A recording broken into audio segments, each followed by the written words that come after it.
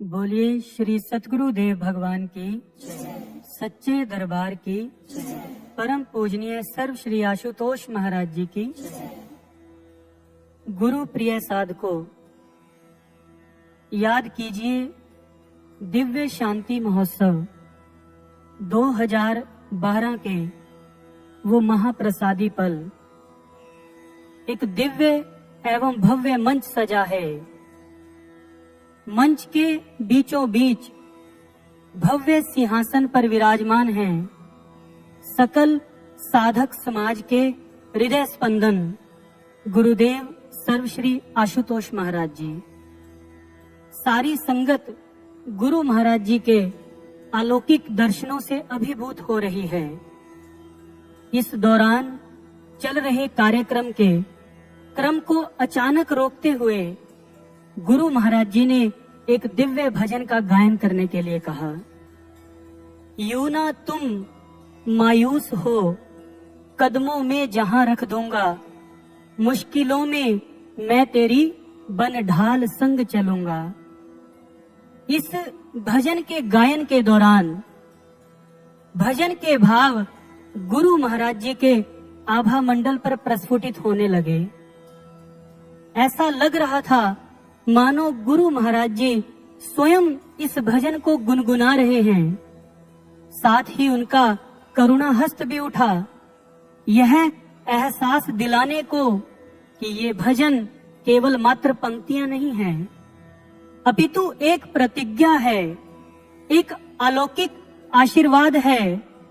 तुम कभी बदलती परिस्थितियों को देखकर मायूस मत होना, घबराना मत, मैं तुम्हारे साथ हूँ। तुम्हें जीवन के महासमर में कभी पराजित नहीं होने दूंगा, बस तुम सत्य के पथ पर डटे रहो।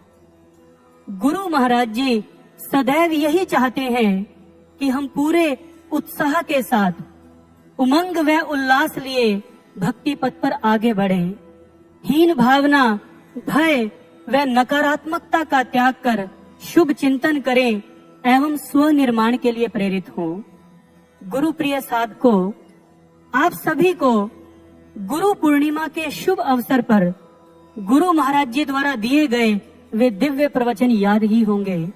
गुरु महाराज जी ने कहा था, आप आगे बढ़ें, पीछे नहीं हटें, पीछे कोई रास्ता नहीं है, आपको आगे बढ़ना है। और यहाँ आगे बढ़ने से क्या अभिप्राय है? प्रत्येक साधक का आत्म उत्थान, प्रत्येक साधक का सर्वांगीण विकास, यही तो हमारे गुरुदेव की दिव्य एवं कल्याणकारी सोच है। वो हमारे कर्म में, हमारे व्यवहार में, जीवन के प्रत्येक पक्ष में श्रेष्ठता का भाव देखना चाहते हैं। सबके तन स्वस्थ हो, सबके मन एक हो, श्रेष्ठता से भरा जीवन हम जिए। संस्कारित हमारे परिवार हो, ज्ञान गंगा नहा, ज्ञान अमृत पिए। ऐसी शुभ अभिलाषा है हमारे गुरुदेव की हम सभी के लिए। गुरु महाराज जी कहते हैं, जीवन की हर परिस्थिति बहुत ही गौण है, उसके समक्ष वह लक्ष्य अनंत गुणा महान है, विराट है, जिसके लिए मैंने तुम्हारा चयन किया है। इसलिए किसी भी स्थिति में विचलित मत होना, सतत चलते रहना। जो थम जाएगा उसकी कहानी वहीं समाप्त हो जाएगी, जो चलता रहेगा वो नवयुग की अनोखी एवं दिव्यतम घटना का सुपात्र बन जाएगा। गुरु प्रिय साधकों, जब हमारे गुरु महाराज जी हमारे साथ ढाल बनकर खड़े हैं तो भय व चिंता किस बात की? जब भी आप निरुत्साहित महसूस करें, गुरु महाराज जी की दिव्य प्रेरणाओं को याद करें। गुरु के मुखारविंद से निकला एक एक शब्द प्रकाश की किरण होता है, जो हमें निराशा, अज्ञानता व विकारों के गहन अंधकार से निकालकर सत्य व ज्ञान के अलौकिक प्रकाश में लेकर जाता है। शब्दों का भी अपना एक प्रकाश होता है। कैसे? मान लीजिए एक पथिक वन में मार्ग भटक जाए और वह मदद के लिए गुहार लगाए, अमावस्या की घोर अंधेरी रात हो, तो अचानक दूर खड़ा एक व्यक्ति उसकी आवाज को सुनकर उसे कहे कि तुम मेरी ओर चले आओ, मैं यहाँ पर खड़ा हूँ।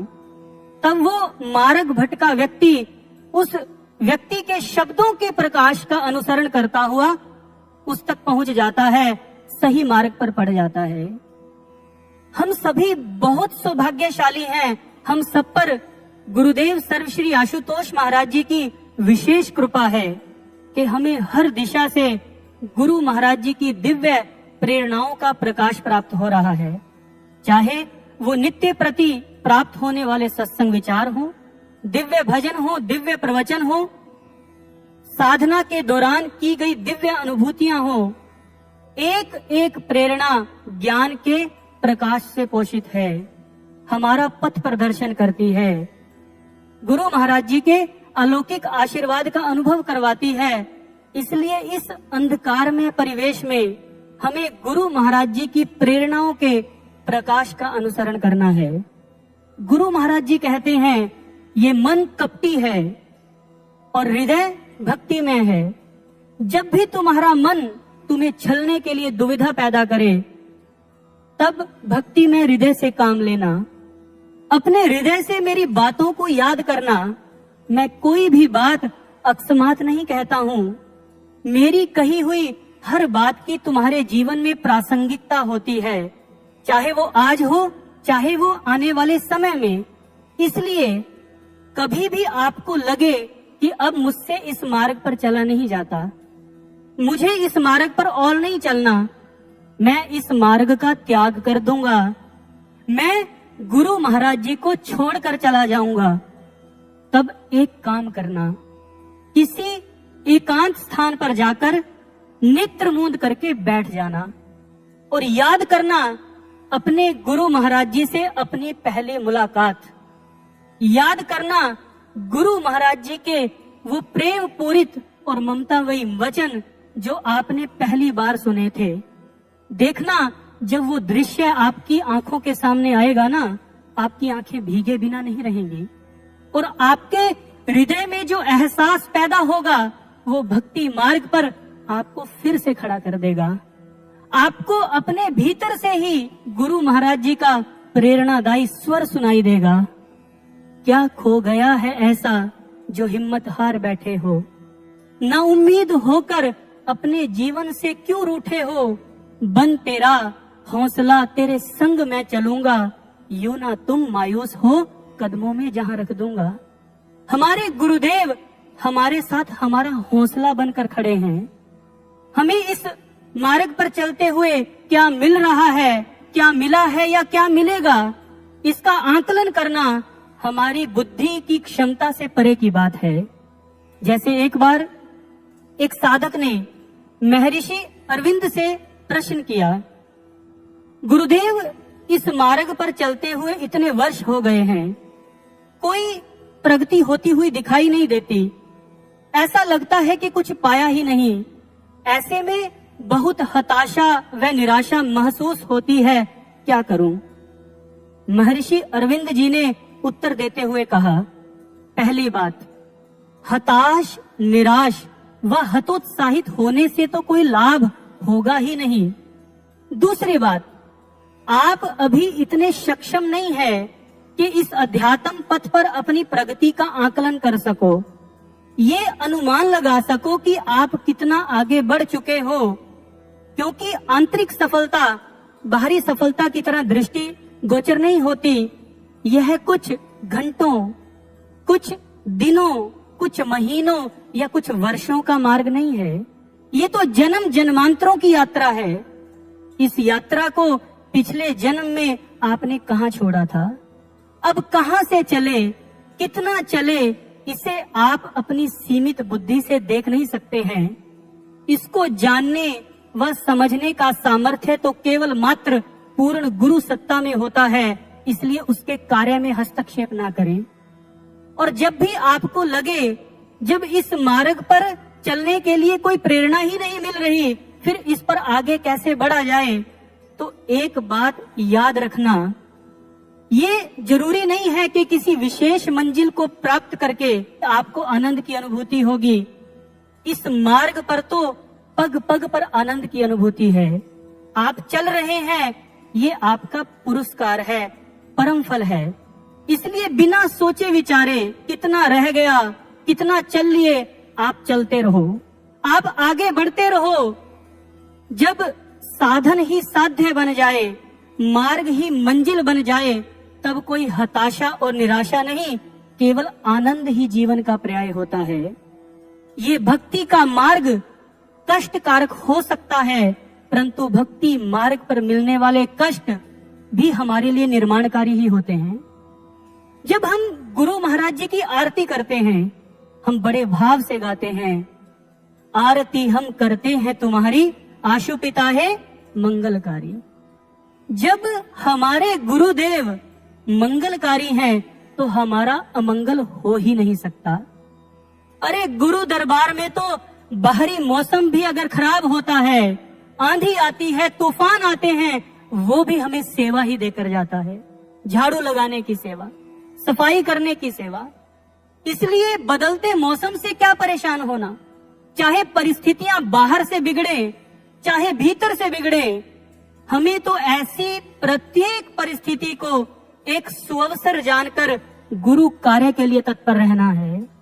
अंतिम श्वास तक गुरु और उसके पावन दरबार से जुड़े रहना है। आगे हम आरती में क्या कहते हैं? तुम प्रतिपालक अंतर्यामी नाथ प्रभु दुख भंजनहारी। हम गुरु महाराज जी के लिए अक्सर अंतर्यामी शब्द का प्रयोग करते हैं। अंतर्यामी का अर्थ क्या होता है? जो हमारे भीतर की जानते हैं, जो हमारे भीतर बैठे हैं, हमारे जीवन में घटने वाली प्रत्येक घटना पर जिनकी दृष्टि बनी हुई है। अगर हमारे जीवन में आने वाली जटिल परिस्थितियों को देखकर भी हमारे अंतर्यामी सद्गुरु मौन हो जाते हैं, तो हमें ये समझना होगा, ये जटिल परिस्थितियां भी हमारे लिए कल्याणकारी हैं। ये जटिल परिस्थितियां भी हमारे लिए कल्याणकारी है। गुरु महाराज जी हमारे कर्म संस्कारों का निवारण करने के लिए हमें जटिल परिस्थितियों से निकालते हैं। ये उनकी अनूठी कार्यशैली होती है। अगर हम स्वयं को शिष्यत्व के सांचे में ढालने का प्रयत्न करेंगे, तब हमारे जो किंतु परंतु, जो हमारे भीतर और बाहर की मायूसी का कारण है, सभी समाप्त हो जाएंगे। आज हम सभी जानते हैं कि गुरु महाराज जी समाधि की पावन अवस्था में हैं, और गुरु महाराज जी का जो मिशन है वो पूरी सफलता से आगे बढ़ रहा है। गुरु महाराज जी का समाधि से वापस लौटना तय है। हमें बस अपने शिष्यत्व को तय करना है। आज गुरु महाराज जी के अनेकों ऐसे शिष्य हैं जिन्होंने गुरु महाराज जी के समाधि जाने के पश्चात उनकी समीपता व उपस्थिति का अनुभव किया है।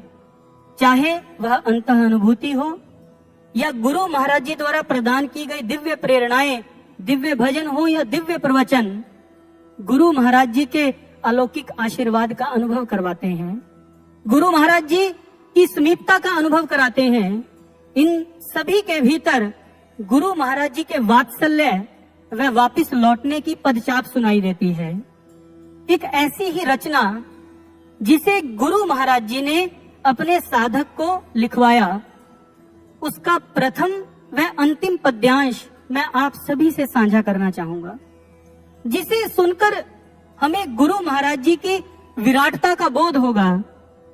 और इस रचना का जो प्रथम पद्यांश है, छट गया अंध तमस इस जग से, पलायन कर गए सब ही दोष, नव सृजन की बेला आई, प्रगट भय जब आशुतोष। पुलकित हो गई सारी सृष्टि, गीत विनय के गाने लगी, जीवन की मुरझाई कलियां पल्लवित हो लहलहाने लगी, गर्वोक्त होकर आज धरा लगा रही है जय घोष, नव सृजन की बेला आई, प्रगट भय जब आशुतोष। इन पंक्तियों में उस समय का चित्रण किया गया है जो अभी घटित होना है।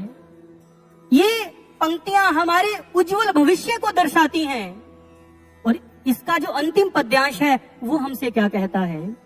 गहन समाधि की लीला ने अचंभित किया था हर जन को। परिस्थितियों की विपरीत हवाओं ने विचलित किया था हर मन को। वही परिस्थितियां, वही हवाएं सत्य की राह दिखाने लगी। आशुतोष प्रभु की महिमा हर घर में है जाने लगी। बनाएंगे अब स्वर्ग धरा को, गुरुवर का है यह उद्घोष। नव सृजन की बेला आई, प्रकट भय जब आशुतोष। जो अभी घटित होना है उसे इस रचना के भीतर दर्शाया गया है। ये आने वाले समय में जो समाधि काल है, ये एक पास्ट की घटना रह जाएगी। और ये जो दिव्य समय आएगा, जिसके हमें साक्षी बनने का हमारे गुरु महाराज जी ने अवसर दिया है, क्या हमें उसका इंतजार नहीं करना चाहिए? क्या ये पंक्तियां हमें आत्म मंथन के लिए प्रेरित नहीं करती? क्या ये हमारे सौभाग्य की दस्तक नहीं है? हमें जरूर चिंतन करना चाहिए। हमारी चिंता का कारण क्या है जानते हैं? जब तक एक शिष्य की आंखें खुली हैं, उसे गुरु देह रूप प्रतीत होता है, एक साधारण देह। इसलिए देह से जुड़ी सीमितताएं उसे डराती हैं। परंतु जब वही शिष्य नेत्र मूंद कर ध्यान की गहराइयों में उतरता है, तो वह गुरु के शक्ति स्वरूप से परिचित होता है। वह शक्ति जो सर्वसमर्थ है। श्री गुरु रामदास महाराज जी कहते हैं, सुमुंद विरोल शरीर हम देखा, एक वस्तु अनूप दिखाई। गुरु गोविंद, गोविंद गुरु है, नानक भेद न भाई। जब मैंने अपने शरीर रूपी समुद्र की पड़ताल की, तो मुझे अपने घट में ही एक अनूप वस्तु अर्थात ईश्वर के तत्व स्वरूप का दर्शन हुआ। और एक सत्य जो मेरे भीतर ही उद्घाटित हुआ, गुरु गोविंद अर्थात गुरु ही ईश्वर है और ईश्वर ही गुरु है। जब हम नियमित ध्यान साधना करेंगे, तो हमारे भीतर हमारे गुरु महाराज जी की दिव्यता, विराटता और विशालता उद्घाटित हो जाएगी। आप जरा सोचिए, जो सदगुरु ईश्वर का दर्शन करा सकते हैं, क्या वो ईश्वर से कम है? गुरु को ईश्वर कहने के पीछे कोई एक कारण नहीं है। ये सदगुरु ही होते हैं जो हमारी अनंत कमियों को देखकर भी हमसे घृणा नहीं करते, हमसे कभी नाराज नहीं होते, अकारण ही हम पर दया करते हैं। और जिनकी श्वासें ही गुरु की कृपा से चलती हो, उनके लिए गुरु भगवान तो क्या, भगवान से भी बढ़कर होते हैं। एक बार परम पूजनीय सर्व श्री आशुतोष महाराज जी से किसी ने प्रश्न किया, आपके शिष्य आपको भगवान क्यों कहते हैं? गुरु महाराज जी ने अपनी अलौकिक वाणी में उत्तर देते हुए कहा, हर युग में शिष्यों द्वारा गुरु को ईश्वर का दर्जा दिया गया है। इसके पीछे कारण है उनका अनुभव। मान लीजिए कोई व्यक्ति अपने असाध्य रोग को लेकर किसी डॉक्टर या वैद्य के पास जाता है, और वह डॉक्टर अपने उपचार से उस व्यक्ति को रोग मुक्त कर देता है, तो क्या वह चुप बैठता है? वह सभी को बताता है, ये डॉक्टर तो मेरे लिए भगवान है, भगवान से भी बढ़कर है। एक डॉक्टर तो एक रोगी के शारीरिक कष्टों का उपचार करता है। गुरु तो अपने संपर्क में आने वाले सभी शिष्यों के सभी तापों का हरण कर लेते हैं। और जिसे ऐसे सदगुरु मिल जाएं और वो उन्हें भगवान कहे, इसमें क्या हैरानी की बात है? शरीर में एक दो रोग लगने पर एक डॉक्टर जो कि साधारण सा इंसान है, हम उसे अपना सर्वस्व सौंपने के लिए तैयार हो जाते हैं। हमारे जन्म जन्मांतरों के कर्म रोगों का उपचार करने वाले ब्रह्म स्वरूप सदगुरु के प्रति हम ऐसा समर्पण भाव क्यों नहीं रख पाते? क्योंकि ये समर्पण भाव ही तो होता है जो भक्त और भगवान के नए अध्यायों को जन्म देता है, ऐतिहासिक किरदारों का गठन करता है। एक प्रभु के अनन्य प्रेमी भक्त हुए हैं राजा जयमल, जिनकी प्रभु के चरणों में अटूट श्रद्धा थी, अटूट प्रेम था। उनके जीवन का एक नियम था, वे प्रातः काल से लेकर आधे दिन तक प्रभु की आराधना किया करते थे। और साथ ही अपने द्वारपालों को ये सख्त हिदायत दी हुई थी कि उनके आराधना के समय में उनके कक्ष में हर किसी का जो प्रवेश है वो निषेध रहेगा, चाहे प्रवेश करने वाला उनका कितना भी प्रिय क्यों ना हो।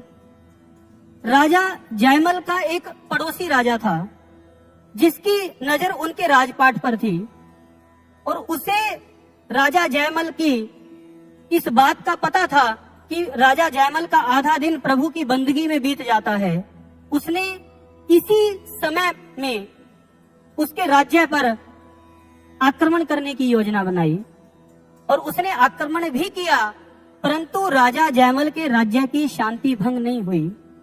हुआ क्या, जब राजा आधे दिन तक प्रभु की आराधना में लीन था और जब वह उठता है उसे पूरी घटना का पता चलता है। वह तुरंत जाता है युद्ध स्थल पर और वहां वो देखता है कि शत्रु की जो सेना है वो तहस नहस हो चुकी है। केवल शत्रु राजा ही जीवित बचा है और उनका जो घोड़ा है वो बड़ी तेजी से हाँफ रहा है, पसीने से लथपथ है। जब वो शत्रु राजा के पास गए तो राजा ने उन्हें पूरी बात बताई। उसने बताया कि जब मैंने आपके राज्य पर आक्रमण किया तो अचानक एक दिशा से घोड़े पर सवार होकर सांवले रंग का एक योद्धा आया और मेरी सारी सेना को समाप्त करके चला गया और मुझे जीवित छोड़ दिया ताकि मैं आपको ये घटना बता सकूं। आप जानते हैं वो योद्धा कौन था? जब राजा जयमल ध्यान में लीन थे उस समय प्रभु योद्धा बनकर आए, राजा के अस्तबल से राजा का घोड़ा लिया और राजा के स्थान पर युद्ध किया और शत्रु की सेना को समाप्त कर दिया। और ऐसी बात सुनकर, ऐसी अलौकिक घटना को देखकर जो शत्रु राजा है वो राजा जयमल से कहता है कि अब मुझे कोई राजपाट नहीं चाहिए, मुझे तो तेरे जैसा बनना है, मुझे आपके जैसा बनना है। जब कोई भक्त ऐसा हो, जब किसी भक्त का इतना अनन्य प्रेम हो, अनन्य विश्वास हो अपने प्रभु पर, तो प्रभु भी अपना सर्वस्व ऐसे भक्त पर लुटा देते हैं। भगवान श्री राम रामचरितमानस के अरण्य कांड के अंतर्गत नारद मुनि से कहते हैं, सुनु मुनि तो ही कहूं सह रोसा, भजही जे मोही तजी सकल भरोसा, करऊं सदा तिन कै रखवारी, जिमी बालक राखई महतारी। हे नारद, जो सकल भरोसों का त्याग करके मुझे भजता है, मेरी बंदगी करता है, मैं उनकी रक्षा ऐसे करता हूं जैसे एक माँ अपने बालक को पालती है। परंतु यहाँ पर एक शर्त है, भाव अनन्य होना चाहिए, उस भाव में विश्वास होना चाहिए। गुरु महाराज जी कभी ये नहीं देखते हैं कि हमारे भीतर सामर्थ्य कितना है, वो तो केवल मात्र हमारी भावना को देखते हैं। जैसे एक गुरु बहन प्रतिदिन गुरु महाराज जी को दूध भेंट करके जाया करती थी। ये घटना उन दिनों की है जब पंजाब में आतंकवाद चरम पर था। एक दिन जब वो गुरु महाराज जी को दूध भेंट करने के लिए पहुंची और गुरु महाराज जी के समक्ष वो दूध से भरा पात्र किया, तो गुरु महाराज जी बोले, यह क्या है? तो उस गुरु बहन ने कहा, गुरु महाराज जी यह दूध है। महाराज जी ने कहा, हम तो दूध कभी पीते नहीं, तुम ये पात्र हमें क्यों दे रही हो? तब प्रश्न भरी दृष्टि से गुरु महाराज जी की ओर देखते हुए उस गुरु बहन ने कहा, महाराज जी, परंतु मैं तो प्रतिदिन आपके पीने के लिए दूध लेकर आती हूँ, आप ऐसा क्यों कह रहे हैं? गुरु महाराज जी ने आसन के समीप खड़े एक सेवादार भाई की ओर संकेत करते हुए कहा, यह तो मेरे साथ हमेशा रहता है, तुम इससे पूछ लो। अब वो जो सेवादार भाई थे उनको गुरु महाराज जी के शब्दों का रहस्य समझ नहीं आया, परंतु वो फिर भी खुशी खुशी गुरु महाराज जी की लीला में शामिल हो गया। उसने उस गुरु बहन से कहा, मैंने तो आज तक गुरु महाराज जी को दूध पीते नहीं देखा और आपने कभी भेंट किया हो ऐसा भी कुछ याद नहीं है। यह सुनकर उस गुरु बहन के माथे पर सर्दी में भी पसीना आ गया। उसने बात को संभालते हुए उस सेवादार भाई से कहा, फिर ठीक है, ये दूध आप ही ले लीजिए। तब गुरु महाराज जी बीच में ही बोल पड़े। महाराज जी ने कहा, ये क्यों ले, इसके घर में तो दूध की नदियां बहती हैं। अब उस गुरु बहन के सब्र का बांध टूट गया, उसकी आंखों से अश्रुधारा बहने लगी और उसने गुरु महाराज जी के समक्ष हाथ जोड़ लिए और वह जब रोने लगी तो गुरु महाराज जी ने कहा, अरे तुम रो क्यों रही हो? उसने कहा, गुरु महाराज जी मुझे माफ कर दीजिए, मुझसे बहुत बड़ा अपराध हो गया। महाराज जी ने कहा, कौन सा अपराध, कैसा अपराध? तब उस गुरु बहन ने बताया कि दरअसल आतंकवाद के कारण कहीं आना जाना बड़ा कठिन हो गया है। आज जब मैं आपको दूध भेंट करने के लिए आ रही थी तो मेरे मन में ये दुर्भाव आ गया, अरे ये तूने खुद को कहां फंसा लिया। हर रोज दूध भेंट करने जाना पड़ता है और मैं ये जानती हूं कि मेरे इस दुर्भाव के कारण ही आप मेरी इस भेंट को स्वीकार नहीं कर रहे। और गुरु महाराज जी ऐसा सुनकर ताली मारकर खिलखिलाकर हंस दिए। गुरु महाराज जी हमारी भेंट नहीं, हमारे भावों को ग्रहण करते हैं। भाव बिन कोई पुकारे वो कभी सुनते नहीं। भाव से अर्पण करो तो एक फूल भी स्वीकार है। भाव के भूखे प्रभु भाव ही एक सार है। भाव से उनको भजो तो भव से बेड़ा पार है। क्योंकि ये भावनाओं की प्रबलता ही तो थी जिसने मीराबाई, बुल्ले शाह, नामदेव और प्रहलाद जैसे किरदारों का गठन किया, उनको तराशा, जिन्होंने अपने मन में बसी श्रृंखलाओं को तोड़कर अपने गुरु के आसन को सजाया था। भक्ति पथ पर आगे बढ़ने वाले लोगों की दो तरह की विचारधारा होती है, एक होती है व्यवहारिक और दूसरी होती है व्यवसायिक। जो व्यवहारिक सोच रखते हैं वो कभी इस गणित में नहीं उलझते कि इस भक्ति पथ पर आगे बढ़ने से उनको क्या लाभ मिला है। वे इस मार्ग पर इसलिए आगे बढ़ते हैं क्योंकि वे अपने गुरु से प्रेम करते हैं, सत्य से प्रेम करते हैं। इसके विपरीत जो व्यवसायिक सोच रखते हैं वो सदैव इसी गणित में उलझे रहते हैं कि इस मार्ग पर चलने से हमें मिला क्या, सत्संग सुनने से, गुरु दरबार में आने से, साधना करने से क्या लाभ हुआ। और उनकी यही व्यवसायिक सोच उनको मायूसी व निराशा के अंधकार में धकेल देती है। और फिर ये व्यवसायिक सोच हृदय के भीतर अगर और मगर के कांटों को पैदा करती है। जरा चिंतन कीजिए, जब प्रहलाद को पहाड़ की चोटी से गिराया गया, जब उसे सर्पों की काल कोठरी में डाला गया, अग्नि में जलाने का प्रयास किया गया, उसका विश्वास दृढ़ रहा। उस समय प्रहलाद ये सोच लेते कि अगर मेरे प्रभु ने मुझे ना बचाया तो सोचिए कहानी क्या होती।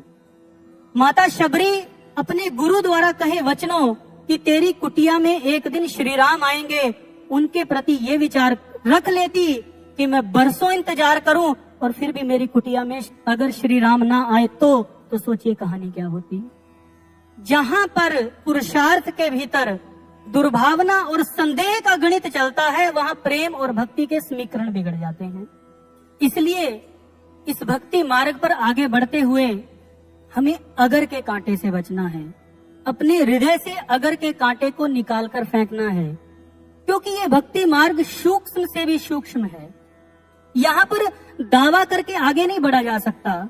प्रेम का मार्ग त्याग का मार्ग है। हजरत सुल्तान बाहू जी कहते हैं, इश्क ने पुट्टे रुख जड़ा थी, एकदम मुल न सुहंदे हूँ, जेड़े वांग पहाड़ा आए, उह लूण बन गल वहंदे हूँ, जे इश्क सुखाड़ा हुंदा बाहू ता सभ्य आशक बन बंदे हूँ। इस इश्क ने अर्थात ईश्वरीय प्रेम ने बड़े बड़े वृक्षों को जड़ से उखाड़ कर फेंक दिया जो देखने में बड़े मजबूत नजर आते थे। जो अपने आप को पहाड़ की तरह आंकते थे वो भी नमक की तरह गल कर बह गए। हजरत सुल्तान बाहू जी कहते हैं, अगर ये प्रेम करना इतना ही आसान होता तो हर कोई आशिक अर्थात प्रभु का प्रेमी बन जाता। ये दावा करने वालों का मार्ग नहीं है। जो सुना है उसे अपने जीवन में धारण भी करना होगा। अच्छी बातें तो दीवारों पर भी लिखी मिल जाती हैं, परंतु उनकी सार्थकता तब है जब वो हमारे जीवन में हमारे व्यवहार का अंग बन जाए, जब हम उन्हें व्यवहारिक तौर पर अपने जीवन में लागू करें।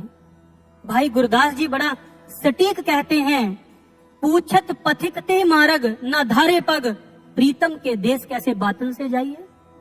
अगर कोई व्यक्ति किसी अनुभवी यात्री से ये पूछे कि मुझे ये बताओ ये मार्ग कैसा है, इस पर आगे बढ़ना कैसे है, वो उससे पूछे परंतु एक भी पग आगे ना बढ़ाए, क्या वो मंजिल को प्राप्त कर लेगा। एक बात हमेशा याद रखनी चाहिए, किसी ने बड़ा सुंदर कहा है, दुनिया आपके उदाहरण से बदलेगी, आपकी राय से नहीं बदलेगी। इस बात से नहीं बदलेगी आप सोच क्या रखते हैं, आपका पुरुषार्थ कितना है। क्या वो बात हमारे व्यवहार का अंग है? इस बात पर हमारा भविष्य निर्भर करता है। और उदाहरण कौन प्रस्तुत कर सकता है जो त्याग की भावना से पोषित है? इतिहास में कितने ऐसे किरदार हुए हैं जिन्होंने सत्य को, धर्म को अपने व्यवहार का अंग बनाया। इतिहास में नाम आता है राजा शिवी का। एक बार राजा शिवी एक धार्मिक अनुष्ठान कर रहे थे। तभी क्या हुआ, एक कबूतर आर्तनाद करता हुआ उनकी गोद में आ गिरा और मनुष्य की भाषा में बोला कि राजन, मेरी रक्षा कीजिए। अभी कबूतर ने इतना बोला ही था तो पीछे से एक बाज भी आ गया। वो बाज राजा शिवी से कहता है, राजन, आप सत्यपरायण, धर्मपरायण राजा हो, आप अपकार करने वालों पर भी उपकार करते हो। मैं भोजन की तलाश में भटक रहा था, तभी मुझे यह पक्षी मिला। आप इसे शरण दे रहे हो, ये अधर्म है। तब कबूतर फिर बोल पड़ा, आप इस दुष्ट बाज की बात मत सुनिए, मेरी रक्षा कीजिए। शरण में आए शरणार्थी की रक्षा करना आपका धर्म है। दोनों की बात सुनकर राजा शिवी बोले। उन्होंने बाज से कहा, ये कबूतर तो मैं तुम्हें नहीं देख सकता, ये तुमसे भयभीत होकर मेरी शरण में आया है। इसके बदले में तुम जो चाहते हो वो अभीष्ट वस्तु मैं तुम्हें देने के लिए तैयार हूं। तब बाज ने राजा शिवी से कहा, मैं भूख से व्याकुल होकर तड़प रहा था और अगर मुझे भोजन नहीं मिला तो मेरे प्राण चले जाएंगे, अगर मेरे प्राण गए तो मेरे बाल बच्चों के भी प्राण चले जाएंगे।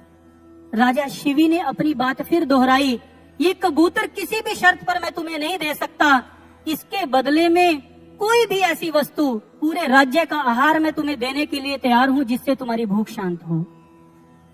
तब उस बाज ने कहा, ठीक है, आप इस कबूतर के वजन के बराबर अपने शरीर का मांस मुझे काट कर दे दीजिए। तब राजा शिवी ने कहा, ठीक है, जितना मांस तुम चाहते हो मैं उतना मांस देने के लिए तैयार हूं। तब एक तराजू मंगवाया गया। तराजू के एक पलड़े पर कबूतर को रखा गया, दूसरी ओर राजा शिवी ने अपने शरीर का मांस काटकर रखना शुरू कर दिया, परंतु जो कबूतर का पलड़ा है वो टस से मस ना हुआ। राजा शिवी ने अपने शरीर भर का मांस काटकर रख दिया, परंतु कबूतर का जो पलड़ा था वो भारी ही रहा। अंत में जानते हैं राजा शिवी ने क्या किया? वे स्वयं तराजू पर चढ़ गए और जब वो तराजू पर चढ़े तब वो कबूतर और जो बाज आए थे वो अंतर्ध्यान हो गए। उनके स्थान पर प्रकट हुए अग्निदेव और इंद्रदेव, जो कि कबूतर और बाज का भेष बनाकर उनकी परीक्षा लेने के लिए आए थे। राजा शिवी ने स्वयं को सत्य के पथ पर स्थिर रखने के लिए अपना सर्वस्व कुर्बान कर दिया। उन्होंने अपने चरित्र से यह दर्शा दिया धर्म की व्यवहारिकता क्या होती है। जो सत्य के अनुयायी हैं, जो सत्य से प्रेम करते हैं, वो प्रत्येक परीक्षा में उत्तीर्ण नहीं होते, बल्कि पूरे विश्व के सामने एक जीवंत एवं जागृत प्रेरणा बनकर उभरते हैं, एक मिसाल बनकर सामने आते हैं। गुरु प्रिय साधकों, हमें एक बात हमेशा याद रखनी है, हम उस संस्कृति के अनुयायी हैं जिसका आधार ही सत्यमेव जयते है। हमारी इस भारत भूमि पर ऋषि दधीची जैसे ऋषि हुए हैं। आज जहां समाज के भीतर लोग मृत्यु के पश्चात अंगदान के बारे में सोचते हैं, दधीची जैसे ऋषियों ने धर्म व सत्य के लिए जीते जी अपनी अस्थियों का दान कर दिया था। इसलिए हमें भी इन ऐतिहासिक किरदारों से सीखना है।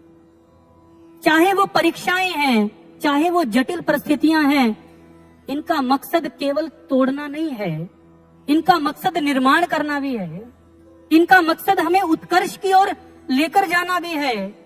गुरु महाराज जी स्वयं कहते हैं, जीवन की पाठशाला में परिस्थितियां और परीक्षाएं हमें नए अध्यायों की भांति सिखाती हैं और जीवन सीखने की एक अविरल प्रक्रिया का नाम है। अगर तीसरी कक्षा की परीक्षाएं उत्तीर्ण करोगे तभी तो चौथी में चढ़ोगे ना। जब विकट समय आए तो अपने प्रभु से प्रार्थना किया करो, हम वो सीख पाए जो आप हमें सिखाना चाहते हो। जितनी जल्दी सीखोगे उतनी जल्दी निकल जाओगे। तुम में जो अवांछनीय है, आध्यात्मिक उन्नति में बाधा है, गुरु परीक्षाओं के माध्यम से वह छांट देता है ताकि तुम तेजी से अध्यात्म की सीढ़ियां चढ़ पाओ। ये जो अध्यात्म की सीढ़ी है, ये जो परीक्षा है, ये एक ऐसी उड़ान है जो हमें हमारी मंजिल तक लेकर जाती है। और ये उड़ान गुरु महाराज जी हमारे जीवन में देखना चाहते हैं।